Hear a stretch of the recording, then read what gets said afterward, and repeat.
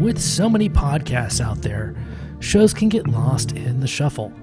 That's why we implore you to check out Too Many Captains. You can find us at amoviepodcast.com. 5 unique takes on Hollywood movies and culture. Find us on Twitter at It's a Film Podcast. Check our intellectual deep dives into theatrical films. Find us on Instagram at Too Many Captains Productions. Unique takes on soundtracks. Find us on Facebook at facebook.com/Too Many Captains Productions. Find us at amoviepodcast.com on Spotify, Apple Podcasts, and Google Play. And now, here comes a new episode of Collateral Cinema. I'm Bo Maddox. And I'm Ashley Chancellor. And this is Collateral Cinema with Collateral Gaming.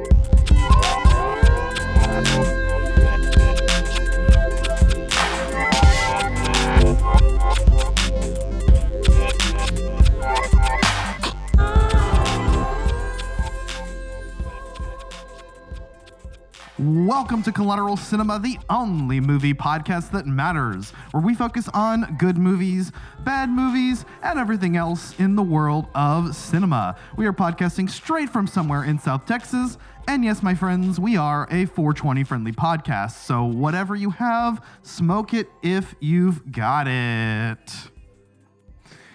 And welcome to Mario Land. Hell yeah.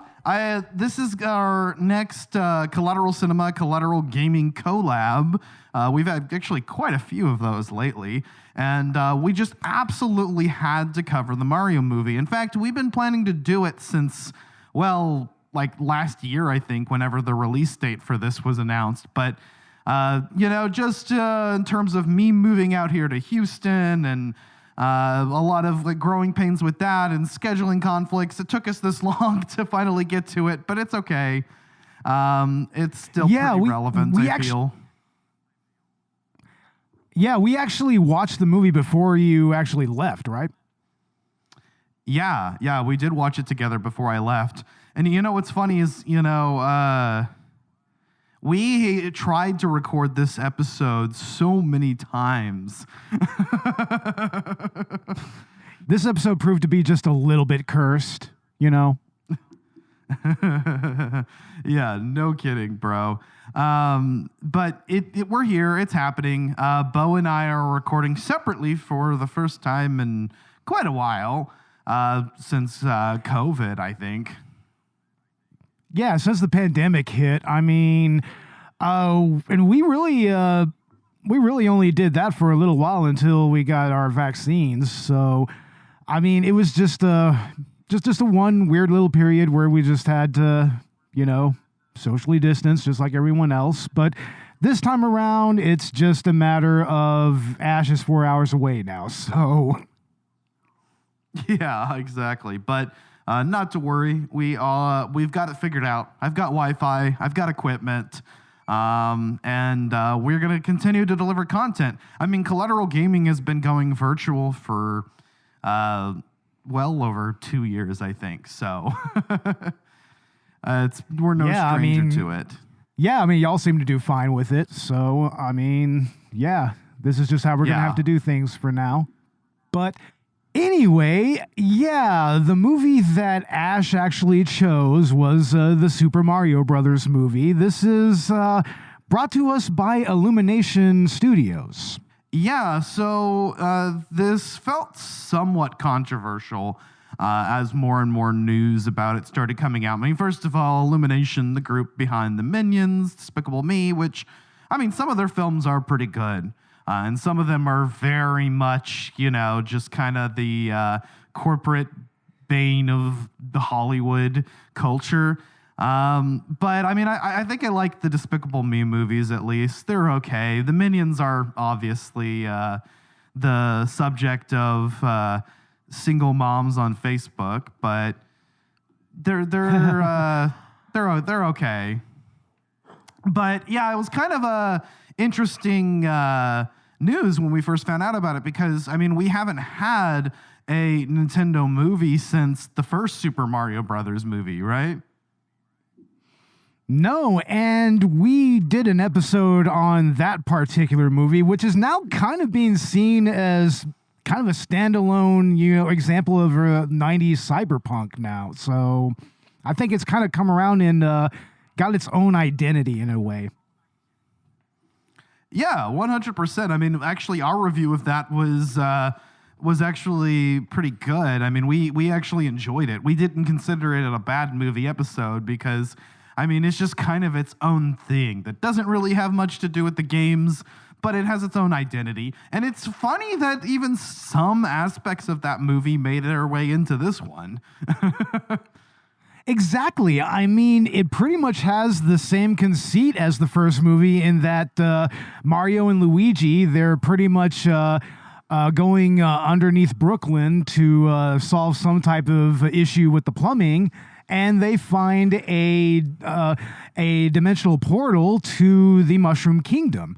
So it's practically the same script, note for note, in that respect, but needless to say, I mean, since this is working with an animated medium and whatnot, there was a lot more that they could really do with the characters and with the world than they were able to do with live action. And even though the Mushroom Kingdom and the live action movie is so memorable, I mean, like you said, we did not consider that a bad movie. And I still to this day feel like, I mean, it's actually a great, like I said, great sci-fi cyberpunk movie that just happens to kind of have the veneer of the Mario Brothers over it, which incidentally is kind of like the second game in a way, which is literally Doki Doki Panic, and it has, incidentally, it's very much like the second Super Mario game, which was pretty much a reskin of Doki Doki Panic. So it kind of feels just right that this would be a reskin of the reskin a little bit, right? In a lot of ways, yeah. It's actually really funny that you mentioned that. So, I mean, obviously a lot of parallels with that first movie, oddly enough, with, Mario and Luigi going underneath Brooklyn and to fix some plumbing, and they find a warp pipe to the Mushroom Kingdom. But other than that, I mean, it also just has its own identity, and Nintendo seems to be much more involved this time. So, adding to the controversy, of course, that it was Illumination that was working with Nintendo on this, we also had Chris Pratt in the role of Mario, and it was announced early on that he wouldn't be doing the Italian accent. Thus bringing us to another similarity to the movie and to the original Super Mario Brothers Super Show, which is that they're straight up from Brooklyn, and they have pseudo Brooklyn accents anyway. I mean, Charlie Day actually is from New York, and Chris Pratt, I feel like he's kind of going for that subtle Brooklyn accent. Well, it even works with that whole reference to the Super Mario Brothers show theme song and everything. I mean, yes, I don't know if that was the original audio or not, but if that was Day and Pratt, I mean, it was actually pretty close to Lou Albano and Friends. So, I mean, I would say that Chris Pratt, he did just fine as Mario, but I will say that Charlie Day gave the better performance as Luigi. Very much like but in the first movie, I mean, you had great performances by both Bob Hoskins and John Leguizamo. So this time, I think that there's a little bit of a mismatch in the performance between the two characters. I feel Luigi is a little more breakout, in spite of the fact that there's not a whole lot that he's given to do in this movie. But honestly, yeah. I think that just performance-wise, Charlie Day really nailed Luigi. Oh, 100%. Yeah, he was one of the standout performances. Just, I wish there was a little bit more of him, and I'd love to see what they do in the sequel. If they kind of give him more of a spotlight to Luigi, that would be great. But like you said, I mean, Chris Pratt was fine. I mean, I kind of didn't even see him as Chris Pratt. I mean, which was what a lot of people were afraid of, I think. I just kind of got, invested into this Mario character, this version of Mario. And it helped that they had so many little references peppered throughout the movie to not just Mario, but Luigi's Mansion, to the Donkey Kong games, of course. There's a whole subplot with the Kongs, which we'll get into, to various other Nintendo video games. I mean, Mario is playing Kid Icarus or something, isn't he? Which kind of poses some interesting existential questions about the Mario Brothers and Nintendo in this universe. It's like, okay, so Nintendo verifiably exists in this world, and they're playing Kid Icarus. I think there's even references to Star Fox somewhere along the line or something like that. And it's like, there's what the ship came first here? Yeah, they have the Star Fox ship on top of the TV. Mm-hmm. Yep. I thought that was pretty cool. Forgive me if I'm wrong, but didn't they also have maybe Link's shield up on the wall somewhere? I think you're right. I think there was something like that. And there's a diner, I think, called Punch Out, and just all these little references, I mean, from the very first minute of the movie, including a performance by the esteemed Charles Martinet, the original voice of Mario. And I remember it being announced that, early on that he was going to appear in the movie, and he appears in it as more than one character, which is nice. He even has a prominent role in the background characters of Mario and Luigi's family as their dad. He's their dad. Yeah, and he's also the little proto Mario dude that goes ha ha and whatnot. In the diner. So we got it. What we got in that little commercial that does the Super Show rap. We got Pratt and Day's best Mario and Luigi voices, which weren't bad. It was great to actually hear Charles, that classic Charles Martinet Mario line. That was important. That had to be in the movie, as well as the other cast members. Jack Black, of course. Probably the best performance. I mean, him and Charlie Day, I think, are the breakouts for me. Absolutely. I mean, Bowser was just everything that you would think the character actually is and more, And in the end, he's just a massive simp for Peach, That's all that he is. He's a Princess Peach simp. And he has this delusion that he's going to be able to marry her. Peaches, peaches, peaches, peaches, peaches, peaches, peaches, peaches, peaches, peaches. I mean, man, I'm so glad that we got Jack. Yeah, that they utilized. It's so great that we got a musical performance from Jack Black. I mean, utilizing his talents there, of course. Yeah, exactly. I mean, back with his background with Tenacious D and whatnot, I mean, it was just almost obligatory, along with Seth Rogen doing his stupid laugh. Yeah, of course. I mean, he's a total bro version of Donkey Kong that we always knew that we wanted. That we always knew that he was. Yeah, and apparently, I think it was his idea to include the Donkey Kong rap, if I'm not mistaken. Yeah, it was great to have the Donkey Kong rap there. We had to have that. And also, you even get to see some of the characters from the games and from even Donkey Kong 64. Like of course, we see Diddy and Trixie Kong, which is really great. And even a reference like, yeah, especially you, Diddy. And Cranky Kong, of course, who plays a fairly prominent role even. The original Donkey Kong, you might say. References to the original Donkey Kong, of course, during the Mario versus Kong fight, which is cool.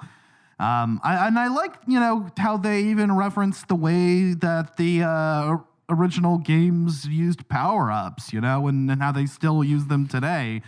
With Mario being a pretty short person in stature. By the way, that's canon in the games as well. In Super Mario Odyssey, he's about half the height of the other of the New Donk Cityers.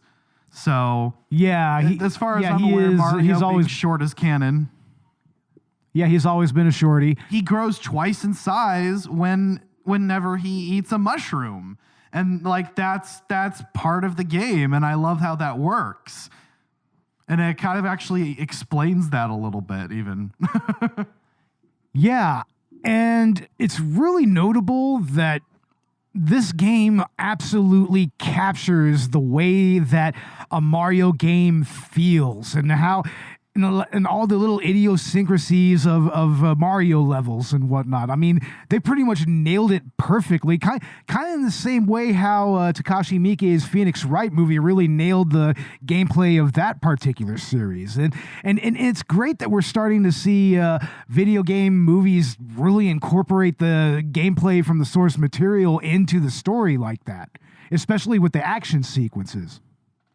I mean, shoot, I have the movie Bound into the background here, and I'm watching the part where the dry bones comes after Luigi. Don't ask me how I'm watching this movie right now, by the way. Anyway, but the dry bones coming to life after getting thrown into bits. And I mean, even you were commenting on that. You're like, I hate it when they do that. Oh, I hate that shit. I hate the dry bones. They're such annoying enemies. The only way to really take care of them is to just hit them with a shell, Yeah, exactly. So I do love how, like you said, even just the small little eccentricities of the games and their levels coming through. And then more than one side-scroller level recreation shot in the movie, which, I mean, there's that one that's really cool in Brooklyn that we see where Mario is just kind of hopping over to a job with Luigi in tow, and then of course the training montage later with the level setup. Yeah, as it turns out, Mario is really good at parkour. So I mean that kind of explains his agility and whatnot in universe. And yeah, that recreation of the side-scrolling level, it almost felt like it was aping like the first level of Super Mario World, Yeah, exactly. And I love how Peach is actually even better at the whole parkour thing, and apparently got it on the first try. And I love how they even do the little float animation. I remember we were watching the movie. And I mentioned that I was like, her special ability in Super Mario Brothers 2, and it carries over into the Smash games and other games, is that she can hover. And then she did the little hover thing, and I was like, that was cool. Yeah, once again, they're bringing in all just the little idiosyncrasies of the gameplay and just peppering it all throughout this movie, and I think that's admirable. And I like the way that video game movies are kind of making that a trend. Even in the last Mortal Kombat movie, we started to get more references to the gameplay in that movie even. So yeah, and Anna Taylor-Joy was great as Peach, by the way. I mean, yeah, she's pretty good. Obviously, I think like I said, Charlie Day and Jack Black are the ones that stand out, but Seth Rogen, Chris Pratt, and Anna Taylor-Joy all give pretty good performances. And that helps, as that not only are all the performances good, but the animation is honestly top tier.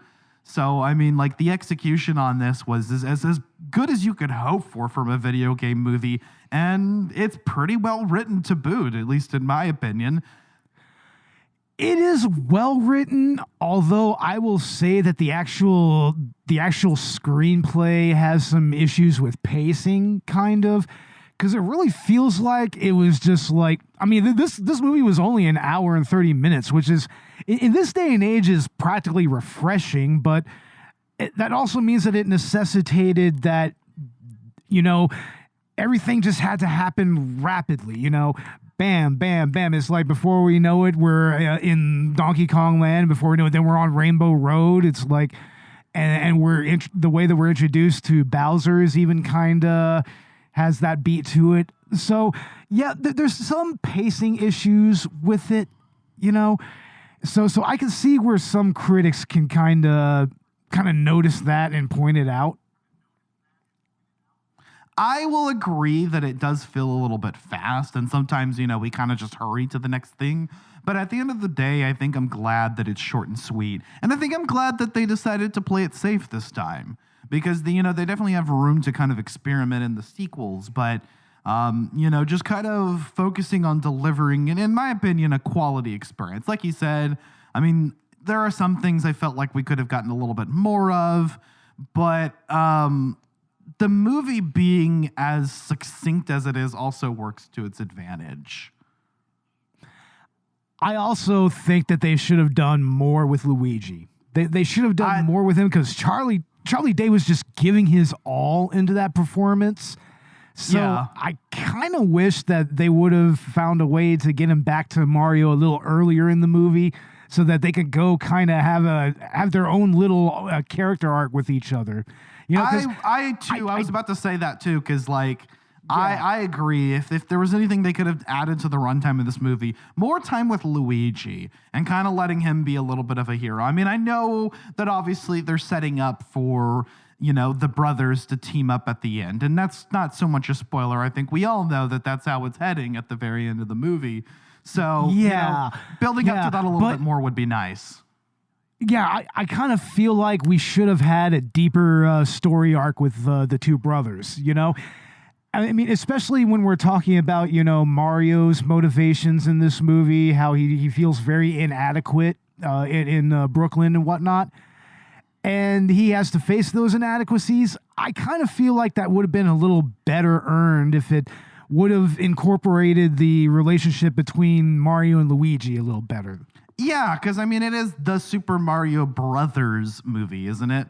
And I feel like you don't get a whole lot of them being brothers, but then they're kind of going for that brothers apart kind of thing too, which is cool. I would like to see some more brothers action in the sequel, I suppose. It is cool on a related note that our four main characters are the cast of Super Mario Brothers 2, right? Yeah, pretty much. Toad, Mario, Luigi, and Peach. Yeah. And you have Key from Key and Peele, Keegan-Michael Key doing Toad, and he's pretty good too. I mean, obviously, I think he does that like cutesy Toad voice pretty well, and actually is his own character that distinguishes himself from the other Toads, right? Exactly. I mean, Toad as a character has always been kind of hit or miss for me.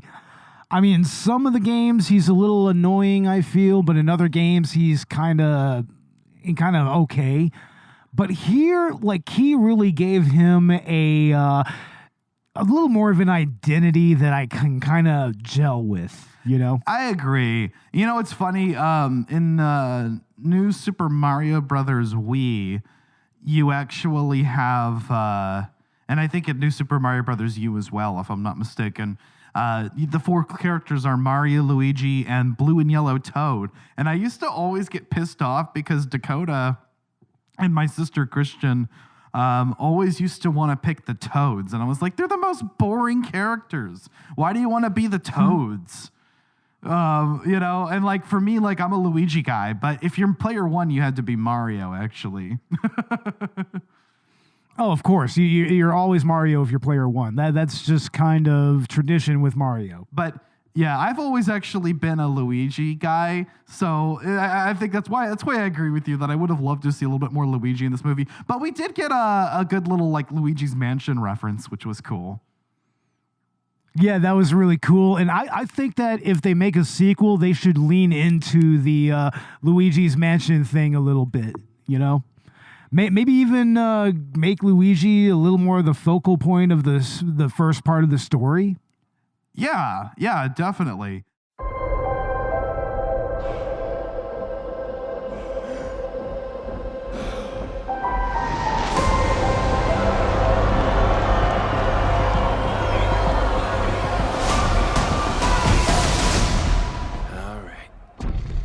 Setsuko.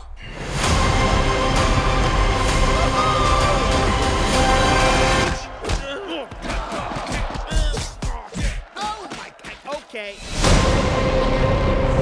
Not sure if you know who I am, but I'm about to rule the world. Wow. Yay. But there's one problem. There's a human, has a mustache, just like you. Do you think I know every human being with a mustache wearing an identical outfit with a hat with the letter of his first name on it? Because I don't. Bowser is coming. Together, we are going to stop that monster. Wow, look at us. We're adorable. Oh, I got this. No problem.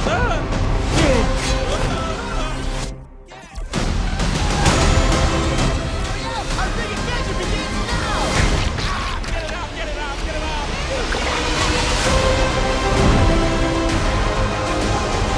There's a huge universe out there. With a lot of galaxies. They're all counting on us.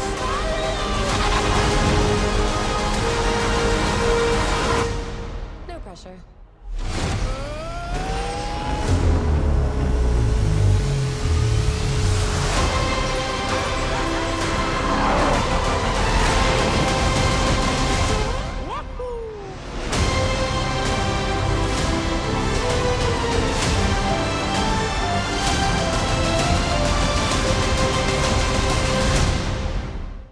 Yeah, make Luigi a bigger focal point of the story, and also bring in Wario and Waluigi.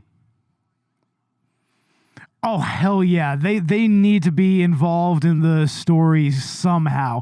And also bring in the haunted houses from Super Mario World. We've got to have Boo up in this motherfucker. I mean, come on. Yeah, we did at least get a King Boo and King Babam as well. That was pretty cool. But yeah, bringing the Boos. Yeah, they were just they were background characters at Bowser's wedding, though. Yeah, I think King Bomb and King Boo, they both need to have more prominent roles.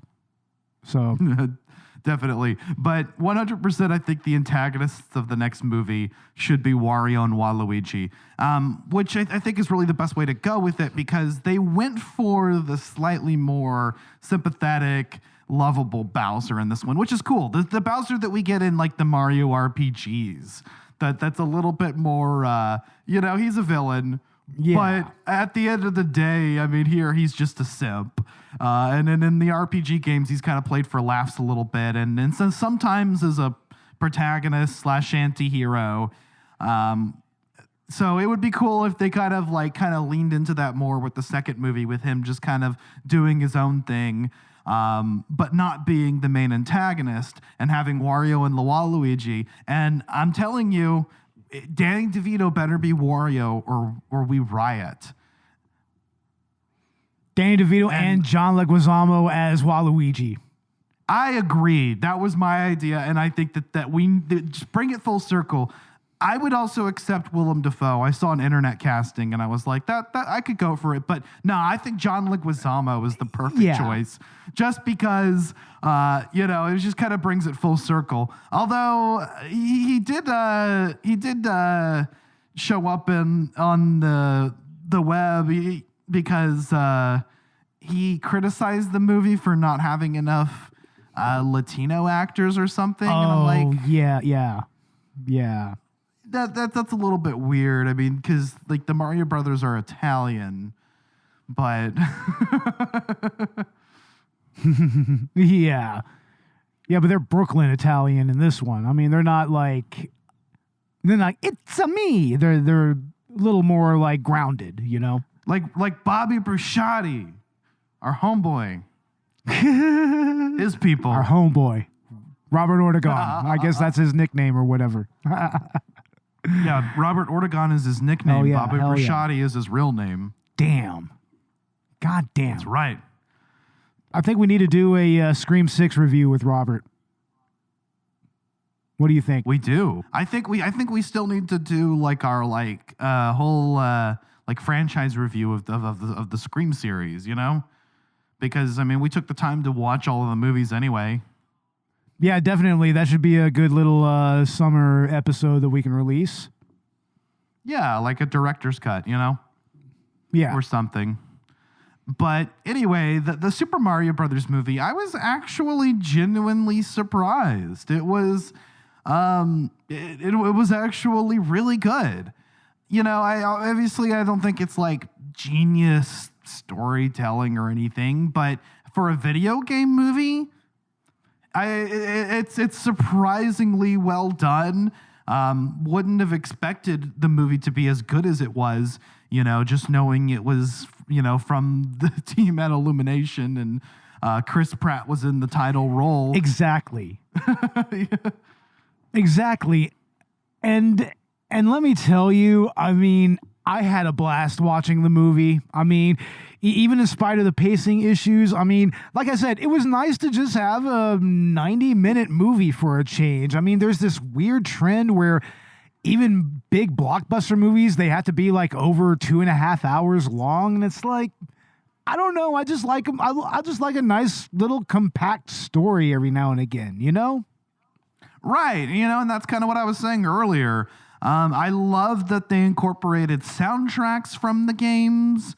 I mean, just from all over the place. Not sure why they needed to have 80s rock music in that. That was a little weird. Yeah, that was a little off-putting to me. It's like, I mean, what is this, jukebox musical? I mean, what are we doing here? Just like, I mean, granted, they were good. Granted, they were good choices for 80s songs to play in a Mario movie, and I can maybe.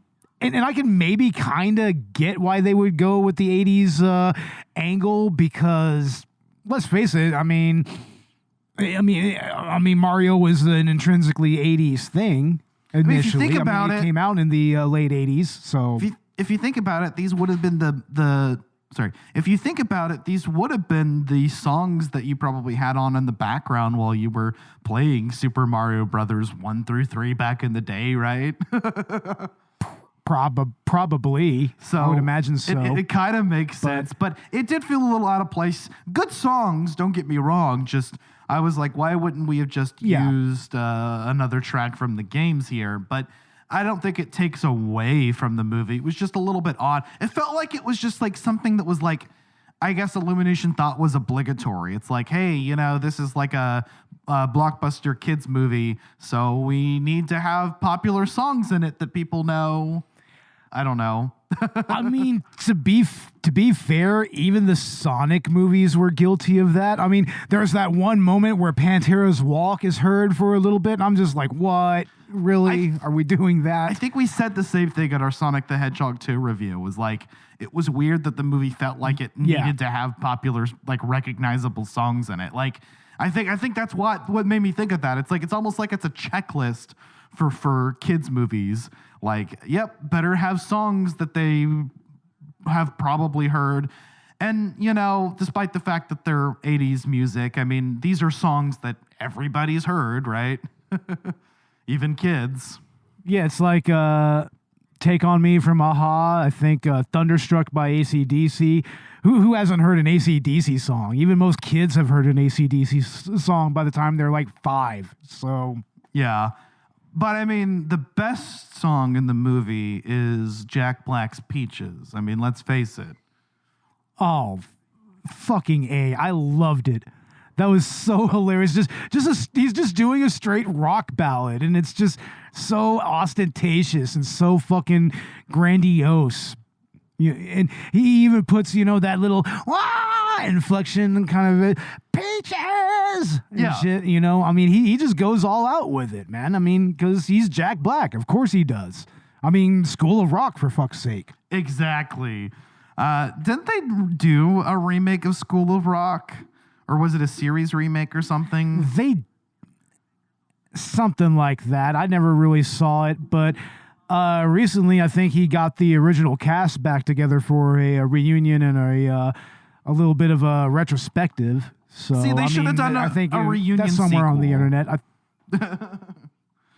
That would be fun. That would be better than remaking it. Because, I mean, seriously, School of Rock is a way better movie than people think it is. It's actually a fucking superlative movie. Yeah, it's a solid It fucking really movie. is. So, there's a reason why people remember that movie favorably. I agree. But the Super Mario Brothers movie, I think, exceeded a lot of expectations. I mean, early on, some of the critic reviews were less than favorable, and I think that's just them kind of trying to judge it from a different perspective. Whereas, like most audiences just kind of took all the little references and the nostalgic factor and really just had a blast with it. That's who. It was for those two types of people. It was for the kids, and it was for the adults that played these games and grew up with them. So, and it really succeeds in that way, especially not unlike the Sonic movie did. Yeah, exactly. I think it's definitely for, like you said, kids and for the fans of the games. And so maybe if you're not in one of those two crowds of people, I don't know. Maybe for you, this will just kind of be more of your standard kids movie. But I think what gets discounted from a lot of, like professional reviews is just the fun factor of something. Like turn your brain off for a second and don't try to analyze it so much. And it's like if you had a blast with it, if you had a smile on your face, if the movie left you feeling like you enjoyed your time with it, I think it did a good job. And there's something to be said for that. And I don't know, I kind of disagree with the critical consensus in a lot of ways, even saying that, because I mean, I definitely do think this was pretty well done. Obviously not perfect. It's not, I don't think Scorsese would consider this any more cinema than he would the MCU, but I think a little bit more attention and care was put into this than some of the more recent MCU movies, arguably. Oh, definitely.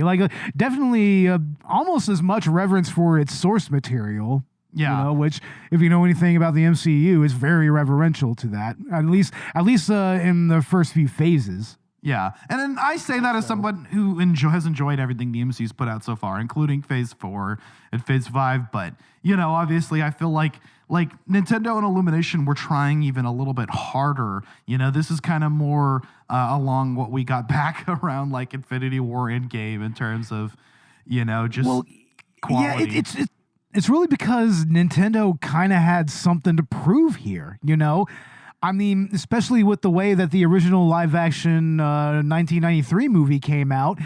I mean, they really had to kind of nail it here, at least on a fundamental level, and they did so. Yeah, I definitely agree. I mean, not only is it a blast, but I mean, I feel like the story is pretty good. I felt invested in what was going on and the characters, if it was a little rushed. I think it kind of hit everything that a Mario movie really needed to hit. I mean, hell, they even got references to Super Mario Galaxy and Super Mario Odyssey. So, just stretching across everything. Yeah, definitely. And leaving more for the sequels. Honestly, I think, yeah. Speaking of the sequels, instead of giving final thoughts here, let's go ahead and just kind of talk about what kind of references we want to see in the next movie. Given all the different references that we talked about earlier, what would you like to see in the next Super Mario Brothers movie? Because I mean, in terms of this movie, we hit. I mentioned it earlier, Luigi's Mansion, Mario Kart. There's a whole Mario Kart sequence. There's a lot of kart stuff. There's a Donkey Kong sequence. There's a Donkey Kong sequence as well. There's references to Super Mario Brothers 1 through 3, to Super Mario 64, to Galaxy and Odyssey, like I mentioned earlier. I didn't really catch much Sunshine love here, if any. So I think a little bit of allusion to Super Mario Sunshine would be cool. That's a fun game. Which is kind of weird given the world building that did go into this. I mean, we even have a little reference to Yoshi's Island for a second. I mean... Yeah, exactly. Yeah, with the baby Mario and the baby Luigi. So they kind of really hit a lot of notes here, but they left room for maybe other parts of the franchise that haven't been explored yet. I mean, I think that we'll probably see another sport come in. I mean, because we got a lot of like the kart racing this time, so kind of seeing them delve into some of the other Mario sports games would be cool. Mario Tennis. Mario like Golf. Mario Tennis, Mario Golf, Mario Baseball, Mario Basketball, Mario Soccer. No. They need to make a Mario Party reference. There needs to be a Mario Party reference. You're right. I literally just thought of that as you were saying it too. Like the Mario Party needs to come in. And also maybe a little reference to Smash somewhere along the line. Yeah, and if they're going to focus more on Luigi, we could get a little bit more Luigi's Mansion, right? Especially if they're going to bring in the booze and stuff, right? Like you were saying. Yeah. Honestly, here's what I think would be totally gangster if they did this. If they had some references to the Super Mario RPG. Yes. And like the Mario and Luigi games or even the Paper Mario games, any Mario RPG stuff would be amazing. Yeah, wouldn't that be interesting if we got like some Paper Mario in the next movie? That'd be really interesting how they incorporate that. Yeah. Yeah, it would be. I would like to see how they would bring that in. Let's see, there was a Mario and Luigi and Paper Mario crossover where like Paper Mario was like a separate character from another dimension. So, but they could also just easily have them just go somewhere where they all turn into paper or something for a little bit, and that would be enough of a reference. But go even deeper. Give us a Mario is missing reference. They won't. Nintendo wants you to forget that exists. Or what was the 3DO Mario? I don't know. I know Mario's Missing was the CDI Mario. No, that was Hotel Mario. Yeah, no, CDI. Yeah, the CDI Mario. What's the other CDI Hotel Mario? Hotel Mario. Yeah. To go real gangster. Have that referenced in the next one. Yeah. Did they do a Dr. Mario reference? Because I didn't see that, and I would have expected to get one. No, they didn't, and that would be so awesome if we got something like that. Dr. And Mario, a reference to the fact that he's not a real physician. Like, what are you doing? Like, exactly. Where the fuck did you become a doctor? I mean, they could go in so many different places with this. I would love to see how Nintendo might tackle other properties in this fashion, and kind of set up a Nintendo cinematic universe with the Super Smash Brothers movies being the equivalent of the Avengers. I mean, shit, we got Sonic and we got Detective Pikachu, so they're kind of already doing it. Add like a Zelda, like Studio Ghibli style anime into the mix. And do a fucking proper Metroid movie or series. Yeah, something like that. And you could start, bringing in the fucking like other Nintendo properties and have them all come together for Super Smash Brothers. It would be fucking amazing.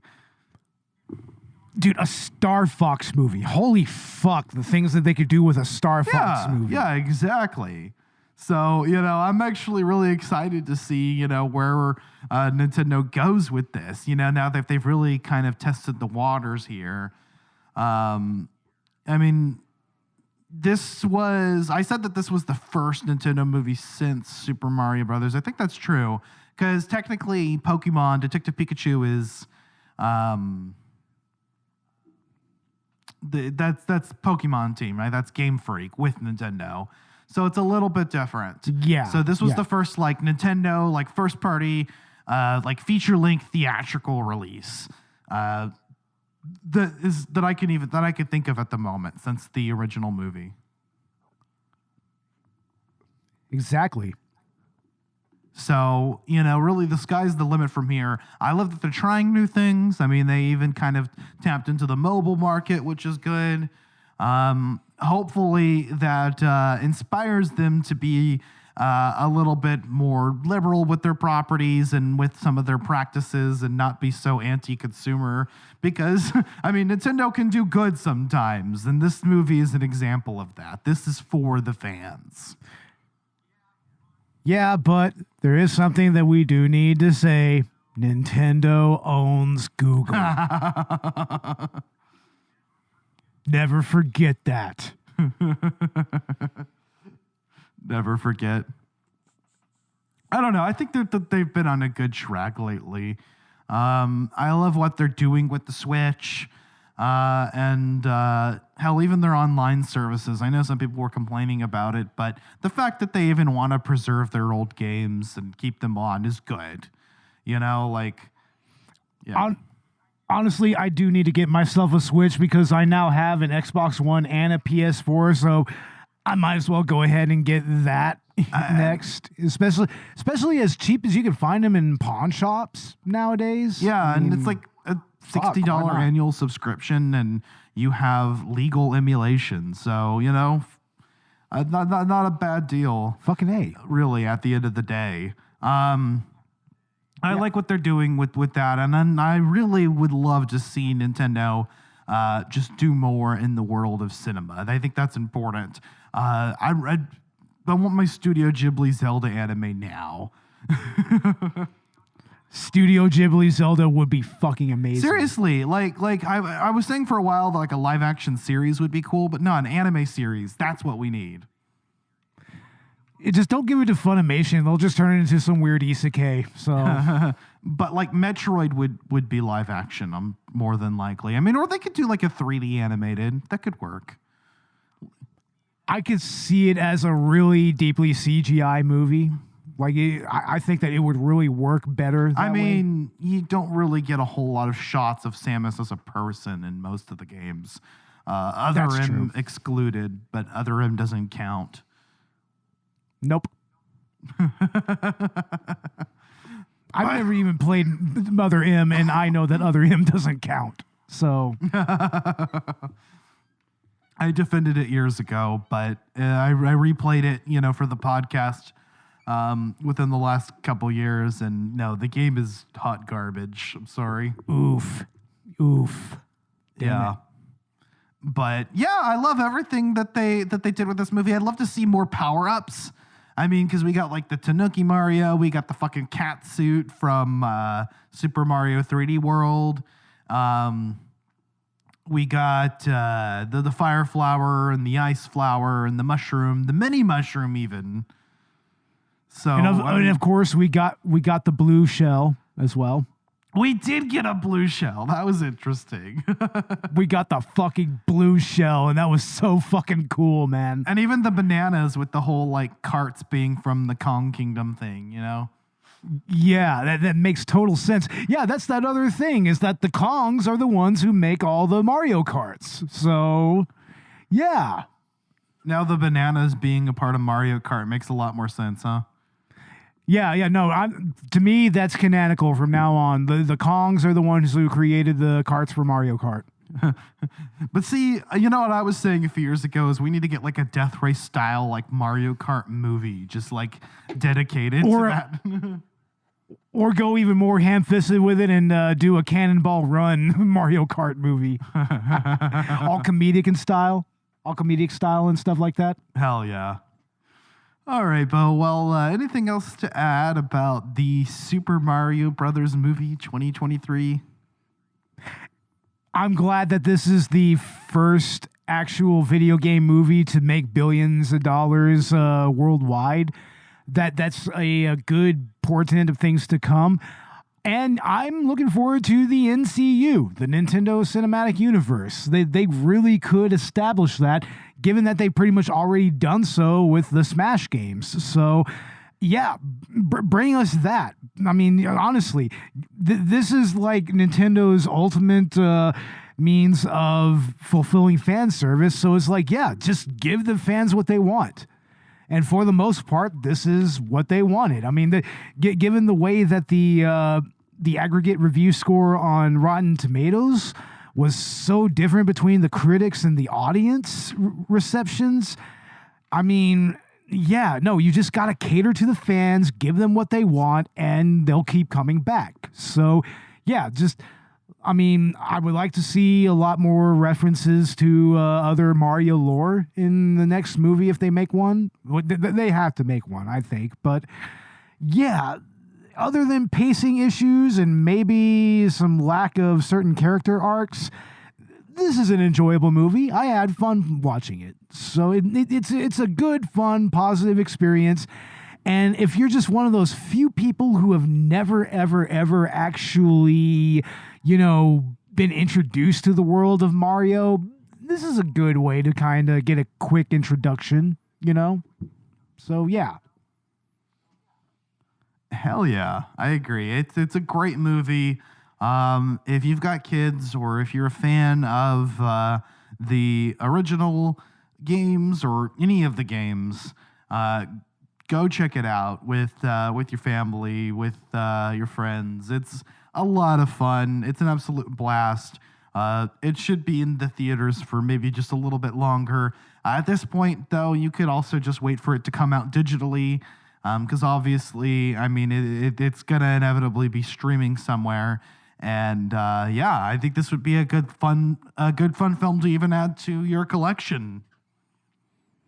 Oh, yeah, I can't wait for this to come out on DVD or Blu-ray or whatever. I'll go ahead and pick up a copy. Hell yeah. Well, Bo, what is going on with Collateral Cinema? I mean, I believe we have our season finale to go, and that's it, right? For this season? Exactly. That'll be it for season 6. We're going to talk about Corvette Summer. We are going to be joined by the Spy Hards, finally. I mean, it was like pulling teeth trying to get this episode out. Speaking of another cursed episode. Yeah. But yeah, man, I'm looking forward to that. The Spy Hards, they joined us on our Star Wars prequel trilogy episodes, and they really bring it. They're a fine podcast, and you should definitely check them out. So, yeah, look for that. And yeah, there's also going to be maybe some director's cut commentary. Not really commentary, maybe some director's cut content coming soon. I believe Robert and I might finally get our Slashers in the Big City episode together with Jason Takes Manhattan and Leprechaun 3 in Vegas. So look for that coming very soon. I believe we should be doing some more Patreon commentaries after the season is over and in the meantime. So look for our commentary on Morbius coming very soon. And if you have any suggestions for a director's cut commentary of something, kind of low budget or, public domain or whatever that we can do a commentary on, by all means, hit us up on Twitter or Instagram or Facebook and let us know. Hell yeah. Yeah, no, I think the next time we get together, we definitely need to record that Morbius commentary and get that out. Get morbed with the world. Get morbed. Oh boy, here I go morbing again. On the Collateral Gaming side, this last month we were supposed to do Plumbers Don't Wear Ties and E.T. I'm still kind of trying to decide if we're even going to be able to get that out before the season finale. I mean, worst case scenario, those will just be our bad games next season, but if we can at least get one or not both of those out at some point, that would be good. We'll see. Wait. Hold on. You told me that we went through Plumbers Don't Wear Ties and we're not even going to fucking record the episode? It depends on how quickly we can get this shit together, Bo, because Star Wars Jedi Survivor just came out, and I wanted to get that out this week. We've still got one more week till Tears of the Kingdom comes out. So I think, next week we'll have Survivor out. The week after Tears of the Kingdom comes out, we'll have our spoiler-free review on that. And then anytime from a couple weeks to however long we need, we'll have part 2 out of our season finale on Tears of the Kingdom, where we'll go into like the full spoiler territory. So that's what's kind of slated to move forward. A little bit tentative, like I mentioned. It just kind of depends on how quickly we can get everything together. We did suffer through Plumbers Don't Wear Ties together, so... Yeah, I was about to say, Ash, you really made me sit through that, and we're not even going to get the episode out this season. God damn it. I don't know, Bo. It depends on if you and I can get together and get that recorded. I'm not opposed to getting both that and Survivor out next week. But then we're getting into the season finale, and I'm really, really excited about the new Zelda. So it's going to be awesome. Also, Jedi Survivor is really, really good. I don't anticipate I'll finish the game before we do our review, but I'll definitely come back to it if not. Yeah, definitely. And Dan Rockwood should be joining us from Victims and Villains on our Zelda episode, and possibly on the Jedi Survivor episode as well. Excellent. But yeah, go check out our podcast wherever you get your podcasts.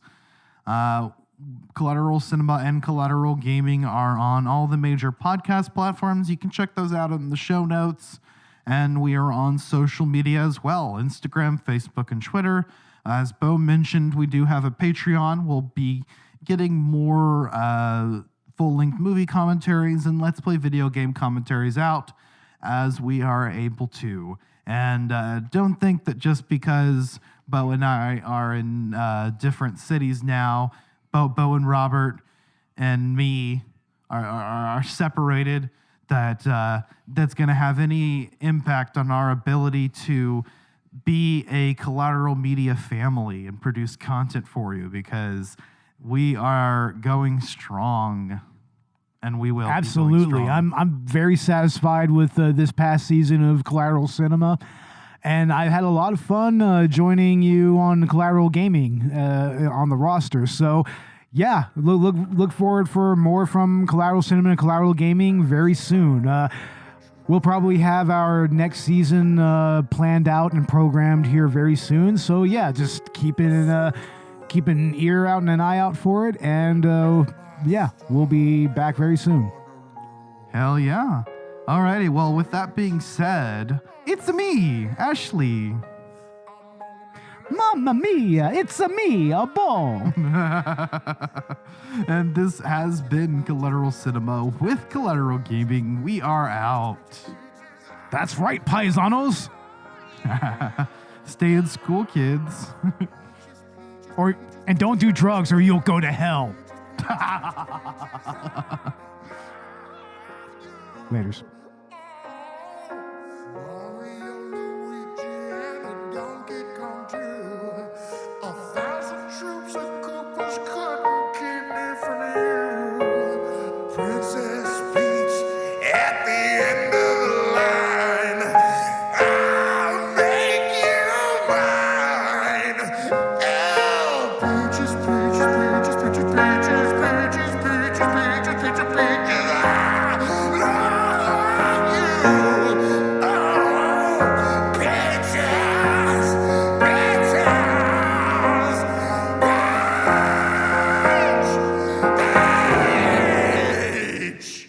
Collateral Cinema is a Collateral Media podcast. All music and movie clips are owned by their respective creators and are used for educational purposes only. Please don't sue us. We're poor.